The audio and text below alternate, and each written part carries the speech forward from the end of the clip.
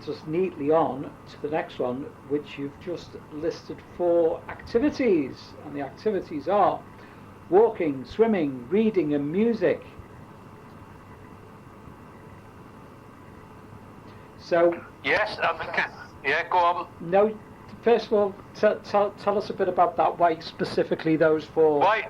Is the tape running now? The tape is running now. Oh, yeah, anything that gets you out of yourself, or anything, obviously, some people like horse riding, some don't, some like woodwork, some like metalwork. Some of the easy things is to walk.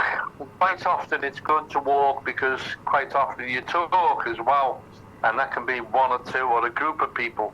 So it's good for getting out to yourself and hearing other people's point of views or what's bothering them that particular day or week or month, and then it makes you realise that you're not the only one with insecurities.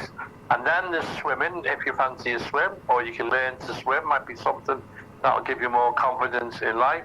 Then there's driving, learning to drive or driving, and then there's running, jogging, the gym. The list is endless. Reading is a good one. If I'm not a great reader, I read now and again, but my brain's a little bit too active, I think, for reading. But I like my music, and if I was going to get into books in a big way, it'll probably be audio, which again is another option for anybody wanting to entertain themselves or get into hobbies. But it's important, and I warn people as well, not just the people who suffer with depression or the families who have to go through it with the individual. I warn people as well who haven't got depression at this stage that later down the road, if you don't take precautions, you will end up in the middle of depression as well and won't know how you got there and find it difficult to find your way out. I urge you now to be aware of what you're working and the pressure that's put on you at work, and balance them out with your hobbies, and don't let your work get to you too much. When it comes to balancing the bills and paying all your bills off, I urge you then, don't be pressurised and don't be threatened at work. There is a shortage of jobs to a certain extent, but there's also a shortage of good people to do jobs. So don't worry and don't fret. There is work out there. It might take a bit longer to get it, but don't lose your hobbies. Don't lose your enjoyment. Don't lose your football. Don't lose all your little things that keep your mind occupied that you love. Work is an important part, and that's all it is. It's an important part. It's not bigger.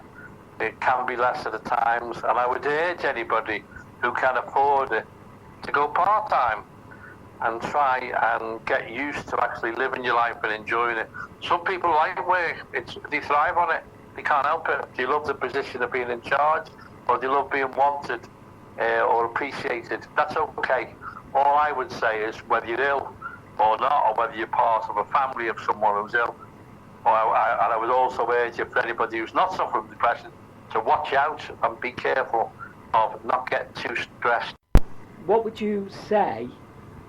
What advice would you give to somebody who said, "Do you know what? I'm so low, I can't be bothered with any of that"? That's okay. That's okay. And until you get the feeling to wanting to do it, that's okay as well.